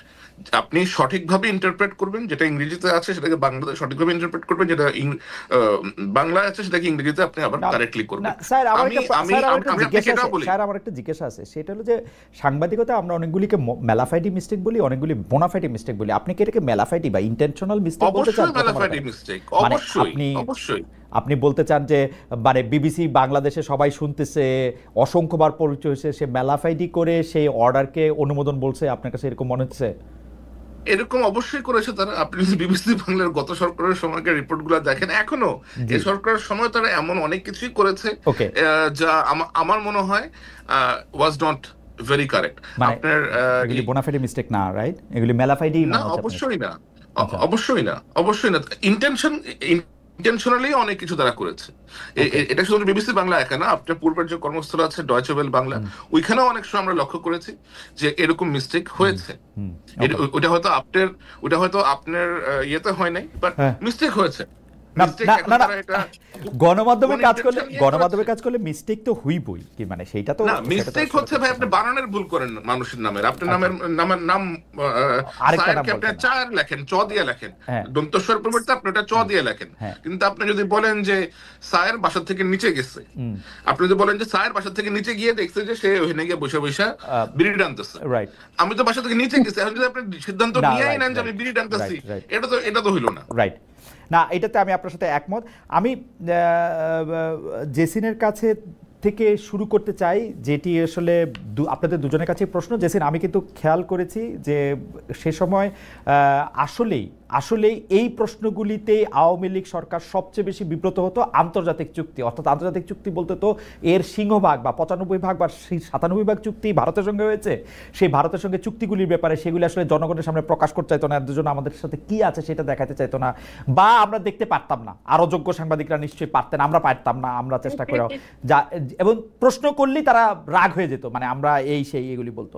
কিন্তু আমার প্রশ্ন, এই 10 মাসেও কি সরকারের কাছে একই প্রশ্ন আমরা করতে পেরেছি যে সেই চুক্তিগুলি কোথায়, সেই চুক্তিগুলি বাতিল করা হলো না কেন, সেই চুক্তিগুলি আমাদের সামনে কেন আনা হলো না, সেই চুক্তিগুলি আমরা বরং উল্টা দিতেছি, ভারত একতরফাভাবে আমাদের সাথে চুক্তির পর চুক্তি বাতিল করে যাচ্ছে, আমরা কেন সেটা বাতিল দেখছি না?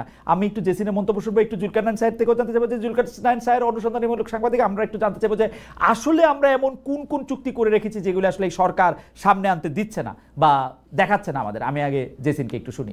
জি, কাজী জেসিন। আচ্ছা, প্রথমেই বলি যে প্রশ্ন আমি করেছি যে এই চুক্তিগুলো কবে আমরা জানবো, কি কিছু জানতে পেরেছেন কি মানে সেটা আসলে প্রশ্নের উত্তর পেয়েছি, যে এটা তদন্ত কমিটি করা হয়েছে, তারা কাজ করছে এবং এটা আমরা জানতে পারবো। কিন্তু এটা তো আপনিও জানেন, আমরা সবাই জানি যে এখনো পর্যন্ত কোনো তদন্ত রিপোর্ট আমরা সামনে পাইনি যে কি ধরনের আসলে চুক্তি হয়েছে ভারতের সাথে, এবং সেই চুক্তিগুলো কতটা আমাদের দেশের স্বার্থ বিরোধী, এবং কোন কোন চুক্তি আসলে আন্তর্জাতিক কোর্টে নিয়ে আমরা সেখান থেকে বের হয়ে আসার উদ্যোগ নিতে পারি, এবং সেই উদ্যোগগুলো কবে নেবে। এই প্রশ্নগুলো উত্তর আমরা পাইনি।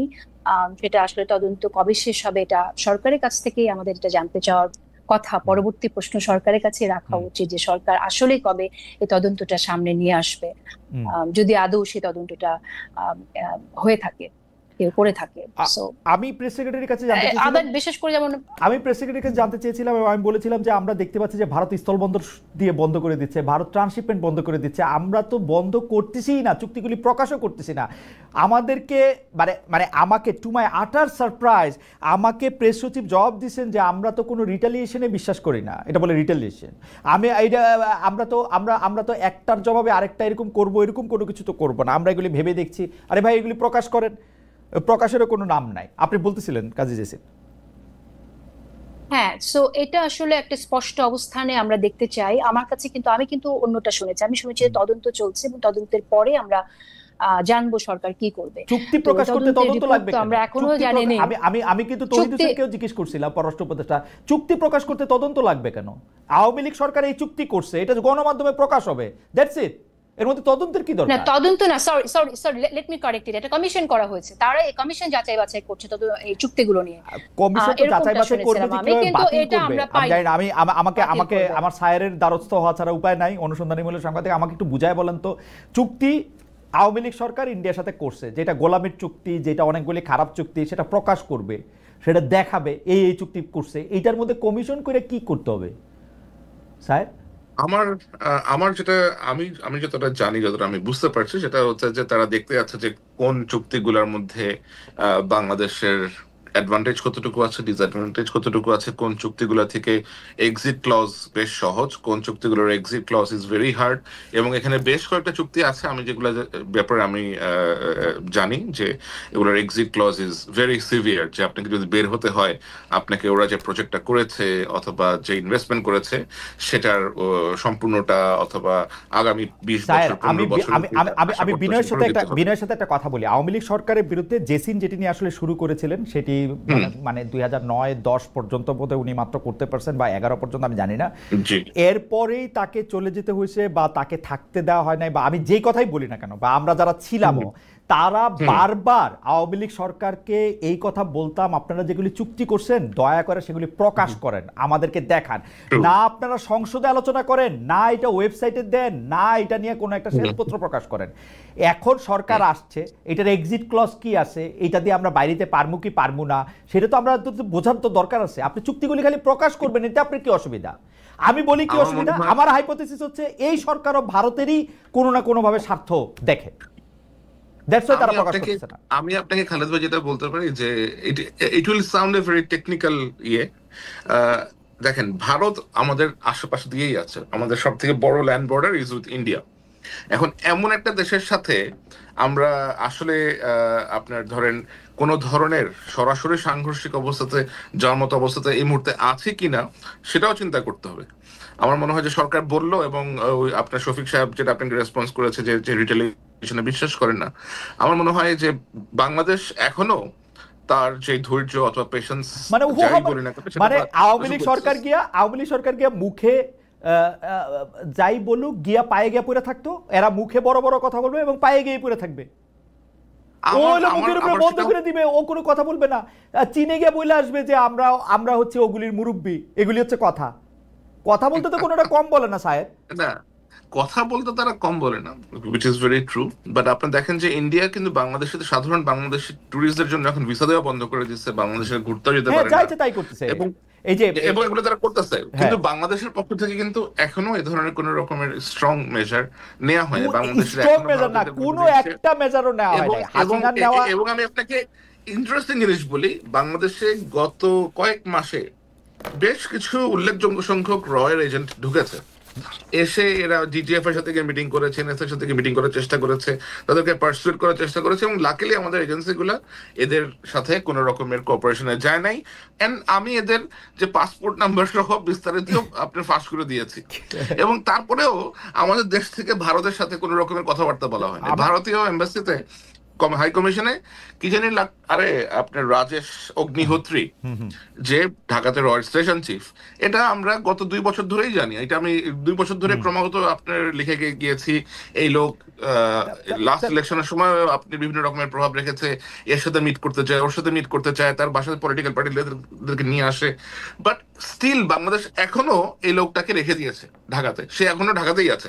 হাসিনা সরকার চলে গেছে, he is still in the same appointment, এবং সেটাতে কোনো ব্যবস্থা গ্রহণ করা হয় না। আমি এই কথাটাই বলতে চাই যে ডক্টর মোহাম্মদ ইউনূস সরকার একটা কিছু মানে সমান কিছু করার দূরে থাক, ইন্ডিয়া একের পর এক গাজোয়ারি, আজকে বর্ডার বন্ধ করে দিচ্ছে, কালকে ভিসা বন্ধ করে দিচ্ছে, কালকে স্থলবন্দর বন্ধ করে দিচ্ছে, কালকে ট্রান্সশিপমেন্ট চুক্তি বাতিল করতেছে, একটা কিচ্ছু করে নাই যেটা ইন্ডিয়ার স্বার্থের এগেইনস্টে যায়, শুধু কতগুলি গপ্প দেওয়া ছাড়া, উঁচা কথা বলা ছাড়া। হাউএভার এটা তাদের কিছু স্টেটমেন্ট ইস্যু করেছে বাংলাদেশের, লাইক কোন স্টেটমেন্ট, কোনটা বলেন তো? সবার আগে আইসে আদানির টাকা দিছে, জিজ্ঞেস করলেই বলে যে আদানির টাকা না দিলে বলে ভারত বোম মারতো। সবার আগে আইসা এগুলি করছে, এগুলি আমাদের ভাই। যাই হোক, হাওয়ার লাস্ট প্রসঙ্গে আসি। এইটা আসলে এইটা আমরা যে ইয়াকে দিয়ে শুরু করি, জেসিনকে দিয়ে শুরু করি, আমরা সায়েরকে দিয়ে শেষ করব। সেটা হচ্ছে যে মানে বর্তমানে বাংলাদেশে মানে আমি বেশিরভাগ সময় একটু ভবিষ্যতের কথা ভাবি, যে পরে যখন কন্টেন্ট অ্যানালিসিস করে গণমাধ্যমের কাজগুলি দেখা হবে তখন সেটা আসলে কী হয় দেখা হবে। যেমন মনে করেন বাংলাদেশের গণমাধ্যম রাষ্ট্রপতি সংক্রান্ত সকল সংবাদ এড়ায়া চলে, কিন্তু বড় একটা খবর হইলো কয়েকদিন আগে যে রাষ্ট্রপতি প্রথমবারের মতো 10 মাসে প্রথমবারের মতো বঙ্গভবন ছেড়ে বাইরে হয়ে আসা সেনা ইয়াতে আসছেন পিজিআরের অনুষ্ঠানে। সেই খবরটাও আসলে খুব বেশি পরিমাণে আমরা মানে বাসসে দেখি নাই, বিটিভিতে দেখি নাই, ইয়াতে দেখি নাই। এইটা আসলে কিভাবে বিবেচনা করা হবে? মানে এইটা কি স্বাধীনতা? মানে আমরা ওকে দেখতে পারি না অথচ ও প্রেসিডেন্ট, মানে এটা কেমনে দেখা হবে? আপনাদের দুজন কিভাবে দেখেন আসলে, মানে এইটা কিভাবে আপনারা যদি একটু সাহায্য করতেন। আমি প্রশ্নটা কয়েনও করতে পারি না, আমার খালি মনে আছে যে প্রেসিডেন্ট একজন আছে যারে আমরা আবার খুব বেশি প্রেসিডেন্ট মনে করি না, মহামান্যটা অমান্য তো বলিই না, তার খবরও দেই না, কিন্তু তিনি আবার প্রেসিডেন্ট আছেন, তারে আবার আমরা সরাইতেছি না। মানে এটা কিরকম আসলে, এবং গণমাধ্যমের দৃষ্টিতে এটা কিরকম যদি জেসিন আগে বলেন। গণমাধ্যমের কাজ তো হচ্ছে আসলে তথ্য সামনে আনা। তো প্রেসিডেন্ট একটা প্রোগ্রামে গেছেন এবং তিনি এই এতদিন পর প্রথম একটি প্রোগ্রামে গেছেন, সেটা তো একটা অবশ্যই আমাদের কাছে তো নিউজ তো একটা মানে অ্যাসেট, তাই না? সুতরাং সেটা কাভার করবে সবাই, সেটাই স্বাভাবিক। এবং সেটা যদি কেউ না করে থাকে তাহলে সেটা আমার মনে হয় যে তারা একরকম পক্ষপাতিত্বের এখানে, বা পক্ষপাতিত্ব ঠিক শব্দটা এখানে অ্যাপ্রোপ্রিয়েট হবে না। আমার মনে হয় যে ইমোশনালি তারা হয়তো জিনিসটাকে একসেপ্ট করতে পারে না যে এখনো পর্যন্ত তিনি, যিনি কিনা সাবেক পতিত প্রধানমন্ত্রী শেখ হাসিনা পাঁচ হয়ে সালাম করেছিলেন, তিনি এখন পাঁচে সালাম করতে চেয়েছিলেন, তিনি প্রেসিডেন্ট বলেছিলেন যে সালাম করার জন্য পাচ্ছি না প্রধানমন্ত্রীকে, প্রধানমন্ত্রী আমার সালাম নিচ্ছেন না। নিচ্ছেন না, রাইট। তো একটা দৃশ্য আমরা ওরকম দেখেছিলাম। তো এটা হয়তো ইমোশনালি তার জন্য ডিফিকাল্ট, যদি কেউ দায়িত্ব থেকে এটা মানে কোনো সংবাদ মাধ্যমের দায়িত্বে আছেন কিন্তু এই নিউজটাকে অ্যাপ্রোপ্রিয়েটলি কভার করলেন না, সেটা একটা কারণ হতে পারে। তবে আমরা তো নিউজ, এটাকে আমি মনে করবো এটা গুরুত্বপূর্ণ নিউজ। এতদিন পর তিনি আসলেন, সেটাও তো একটা গুরুত্বপূর্ণ মেসেজ।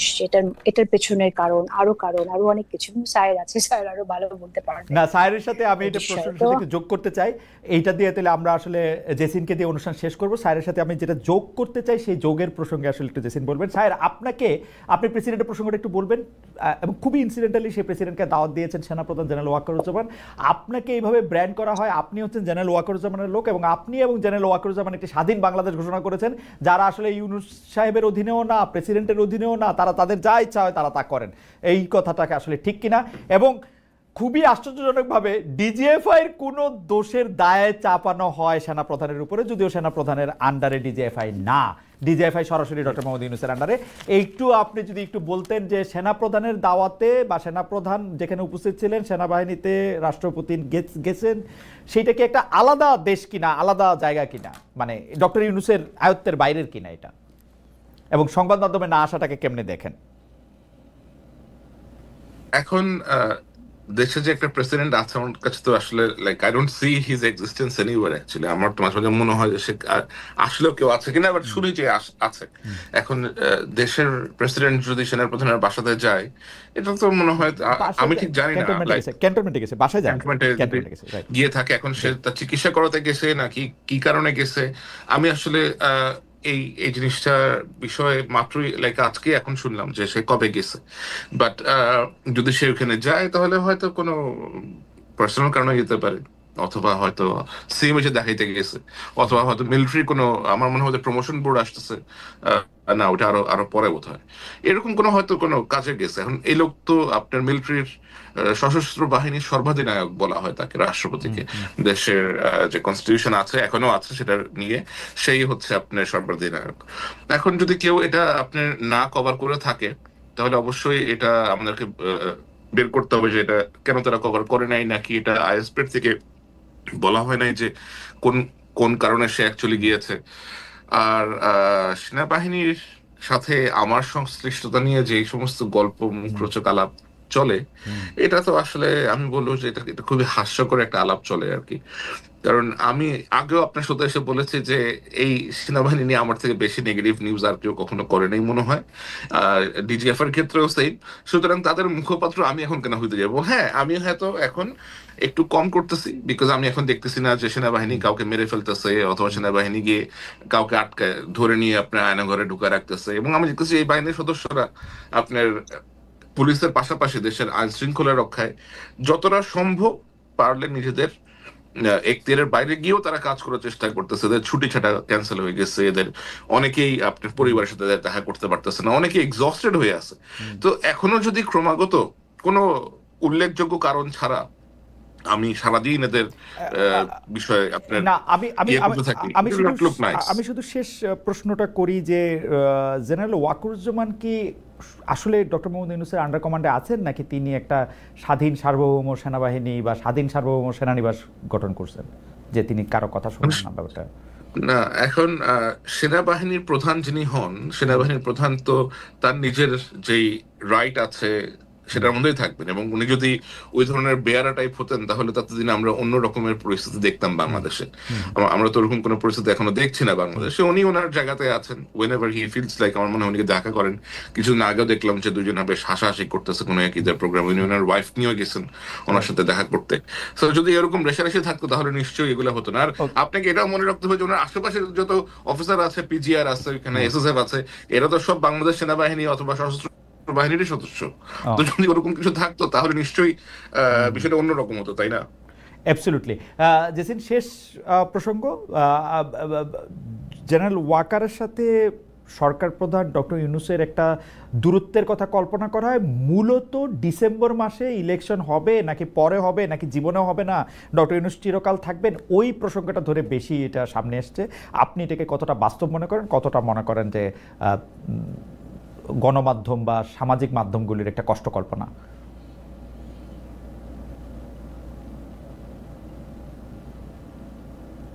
এটা তো একটা আসলে অ্যানালিটিক্যাল একটা জায়গায় যেতে হবে। এটা কল্পনা মানে আমাদের একটু অনুমান করেই বলতে হবে, কিছু ইনফরমেশনের উপর বেস করে। আমরা তো আসলে দেখলাম যে মাঝখানে এরকম ঠিক একদম টাইমিংটা যদি দেখি, যে সময়টায় এই তথ্যটা সামনে আসলো যে প্রধান উপদেষ্টার সাথে জেনারেল ওয়াকারুজ্জামানের একটা দূরত্ব আছে, তিনি চাননি প্রধান উপদেষ্টা হিসেবে তিনি দায়িত্ব নেই, এ ধরনের ইনফরমেশন আসলো সামনে, রাইট? এনসিপির দুজন নেতার সাথে দেখা হলো, তারপর উনি বলেছেন নির্বাচনের আওয়ামী লীগের পুনর্বাসনের কথা, এ ধরনের কথা সামনে আসলো। তো আমার যেটা মনে হয় যে সেনা প্রধান এবং প্রধান উপদেষ্টা এই নির্বাচন প্রশ্নে ওনাদের কোনো দূরত্ব আছে বলে আমার কাছে মনে হয়নি। এটা হয়তো কোনো কোনো এনসিপি নেতার মনে হতে পারে যে জেনারেল ওয়াকারুজ্জামান থাকলে নির্বাচন দিয়ে দিতে হবে, কারণ তিনি ওই উচ্চারণ করেছিলেন যে ডিসেম্বরের মধ্যে নির্বাচন দিতে হবে। আমরা যেটা জানি, আমাদের অ্যানালিসিস থেকে আমরা এটা বলতে পারি যে সেনাবাহিনী কিন্তু বিচ্ছিন্নভাবে থাকে না। সেনাবাহিনীকে কিন্তু বিশ্বের অন্যান্য দেশের সাথে কাজ করতে হয়, তাই না? যেমন আমাদের সরকার প্রধানকেও কাজ করতে হয়, সেনাবাহিনী প্রধানের সাথেও কিন্তু একরকম যোগাযোগ থাকে জাতিসংঘ থেকে শুরু করে অন্যান্য প্রতিষ্ঠানের। তো আপনি যদি বহির্বিশ্বের দিকে তাকান, তারাও কিন্তু চায় যেখানে ডেমোক্রেসি রিস্টোর হোক দ্রুত। সো ওই জায়গা থেকে এটা প্রধান উপদেষ্টা তো আপনি জানেন এখন বলেছে ডিসেম্বরের মধ্যে নির্বাচন প্রস্তুতির কথা, কারণ প্রধান উপদেষ্টাও তো যোগাযোগটা তো প্রধান উপদেষ্টার সাথেই হয়, যে বাইরের আন্তর্জাতিক যেটি চাপের কথা আমরা শুনছি যে এখানে আসলে, কারণ আমরা তো আসলে গ্লোবালাইজেশনের সময়ে বাস করছি, আমরা তো একে অপরের উপর নির্ভরশীল। বিশ্বের অন্যান্য দেশগুলো কিন্তু আমাদের সাথে একটা সম্পর্ক রাখতে চায়, কারণ তাদের আমাদের সাথে যে রিলেশনশিপটা আছে এবং বিনিয়োগটা আছে এবং বিনিয়োগ বাড়ানোর বাইলেটারাল যে বিষয়গুলো আছে সেটার জন্য তারা হয়তো একটা স্থিতিশীল পরিবেশ দেখতে চায়। সেই জায়গা থেকে নির্বাচনের কথা হয়তো তারা বলে, এবং প্রধান উপদেষ্টা ওটা চান। এবং জেনারেল ওয়াকারুজ্জামান আমার অ্যানালাইসিস যেটা বলে সেই জায়গা থেকে উনি বলেছেন যে দেশে ডেমোক্রেসি আসা দরকার, ডিসেম্বরের মধ্যে নির্বাচন। এবং এই কারণেই হয়তো একটা দূরত্ব সৃষ্টি হতে পারে এবং অনেকে মনে করতে পারে যে উনি থাকলে সরকার নির্বাচন দ্রুত দিয়ে দেবে। এটা আমার জাস্ট একটা অনুমান। আমরা খুবই গুরুত্বপূর্ণ 2-3টা মন্তব্য এসেছে 2-3টা জায়গা থেকে। আমরা যদি 2টা মিনিট একটু সময় নেই, কারণ আমি অনুষ্ঠান শেষ করে দিতে চেয়েছিলাম। 2টা মন্তব্য যেতে হবে আমার অফিসে তো। আচ্ছা, আপনি কি 1 মিনিটে আপনি একটু অ্যাড্রেস করবেন? 1 মিনিট স্যার, আপনার জায়গা থেকে হচ্ছে 1 মিনিটের একটা মন্তব্য। সেটা হচ্ছে যে বাংলাদেশের সাংবাদিকতার ইতিহাসে কখনো সামরিকভাবে ক্ষমতাধর সামরিক বাহিনী নিয়ে কোনো অনুসন্ধানী সাংবাদিকতা হয়েছে কি বা হয়েছে কিনা, সেটা সম্ভব কিনা? বাংলাদেশের সামরিক বাহিনীর নিয়ে, সামরিক বাহিনীর কেনাকাটা নিয়ে, সামরিক বাহিনীর পদায়ন নিয়ে, যেই সব জায়গায় আর্থিক দুর্নীতির সম্ভাবনা আছে সেই সব জায়গা নিয়ে অনুসন্ধানী সাংবাদিকতা হয়েছে কিনা এবং এটা সম্ভব? হয়েছে, অবশ্যই সম্ভব। কেন সম্ভব হবে না? অবশ্যই সম্ভব। আমি নিজেও অনেক কিছু লেখালেখি করছি। ওকে, ঠিক আছে। তাহলে আপনি স্যার, আপনাকে ধন্যবাদ। আমি জেসিন, আপনার জন্য যে 2টি বিষয় সেটা হচ্ছে আপনি মন্তব্য করলেও করতে পারেন, আপনার যদি সময় না থাকে আপনি ইয়েও করতে পারেন। শেষ মুহূর্তে যেহেতু এসেছে মন্তব্যগুলির একটা সেটা হচ্ছে যে কওমি জননী যারা বলেছিল বিগত সরকারকে তারা ফৌজদারি অপরাধ করেছে কিনা, সেই গোষ্ঠী তো অনেক বেশি ক্ষমতাধর এখনো। এটি আপনার জন্য একটি প্রশ্ন। আরেকটি প্রশ্ন হচ্ছে জুলাই আন্দোলন নিয়ে যে বিচার প্রক্রিয়া চলছে, আওয়ামী লীগকে যেভাবে ট্রিট করছে সরকার, পতিত সরকারের লোকজনের মানবাধিকারে এখনো শুধুই ডেভিড বার্গম্যানকেই সোচ্চার দেখা যাচ্ছে। এই 2টি বিষয়ে আপনি কোনো মন্তব্য করবেন কিনা? মানে যদি মানবাধিকারের প্রশ্ন, আমি সেকেন্ড প্রশ্নটা বুঝতে পারিনি আপনার। সেকেন্ড প্রশ্নটা হচ্ছে, আমরা তো মানবাধিকারের কথা বলি, মানবাধিকারের কথা বললে যারা অপরাধ করেছে তাদেরও সমান মানবাধিকারের কথা বলি, কিন্তু যারা মানবাধিকারের চ্যাম্পিয়নও আছে তাদের মধ্যে কয়েকজন উপদেষ্টা পরিষদেও আছেন, স্বাভাবিকভাবে অন্যভাবেও কাজ করছেন তো অনেকেই, কিন্তু যারা পতিত সরকার অর্থাৎ আওয়ামী লীগের এনাবলার যাদেরকে বলা হইতেছে, তাদেরকে যেভাবে ট্রিট করা হইতেছে, তাদের প্রসঙ্গে বা কথা বলতে গিয়ে শুধুমাত্র মানবাধিকারের প্রসঙ্গটা আমরা ডেভিড বার্গম্যানকেই তুলতে দেখছি, আর কাউকে সেরকমভাবে দেখছি না, এটা একজন মন্তব্য করেছেন। মানে তাদের মানবাধিকারটা, তারা যদি অপরাধী হয়ও তাদের মানবাধিকারটা আর কি। না, তারা অপরাধী হলেও তাদের মানবাধিকার নিশ্চিত করা প্রয়োজন। এজন্যই আমরা নতুন বাংলাদেশের কথা বলছি। আমরা এরকমটা চাই না যে কখনো জেলখানায় কাউকে টর্চার করে বা আপনার আয়না ঘরে নিয়ে যে টর্চার করে কাউকে হত্যা করা হোক। আমার মনে হয় না এরকম কাজ হচ্ছে। তবে অবশ্যই আমাদের সোচ্চার থাকা উচিত, আমাদের দেখা উচিত যে নিজেদের অনুসন্ধানী সাংবাদিকতার মধ্য দিয়ে যে আসলে হলে পরে আমাদের সোচ্চার থাকা উচিত অ্যাজ জার্নালিস্ট। আমি এটুকুই বলবো। আর হচ্ছে যারা কওমি জননী বলেছে তারা ফৌজদারি অপরাধ করেছে কিনা, সেটা আপনার কাছে একটা প্রশ্ন। কওমি জননী যারা বলেছেন, এটা আসলে অনেক বিস্তৃত ব্যাখ্যার একটা টপিক। এটা আসলে অত্যন্ত অত্যন্ত দুঃখজনক। যারা কওমি জননী বলেছেন তারাই আবার রাজনীতিতে এসেছেন এবং রাজনীতি করছেন, এটা দেখতে ভালো লাগছে না। এটুকুই আমি আপাতত বলতে চাইছি। আপনাকে অনেক ধন্যবাদ কাজী জেসিন। কাজী জেসিন, আমরা অনেকটা লম্বা সময় ধরে আজকে আলাপ করলাম, অনেকগুলি বিষয় নিয়ে আপনারা কথা বলেছেন। জুলকারনাইন সাহেব ছিলেন আমাদের তার অফিস টাইমের একটা গুরুত্বপূর্ণ সময়, তাকেও আলাদা করে ধন্যবাদ দিতে চাই। অনেক দর্শক আমাদের সঙ্গে ছিলেন, অনেক মন্তব্য করেছেন। বেশিরভাগ দর্শকই আপনাদের উপস্থিতিকে শুভেচ্ছা, স্বাগত, এবং তারা অনেক বেশি আলোকিত হয়েছেন আপনাদের কথা শুনে। আপনাদের অনেক ধন্যবাদ। ধন্যবাদ, আপনাকে অশেষ ধন্যবাদ।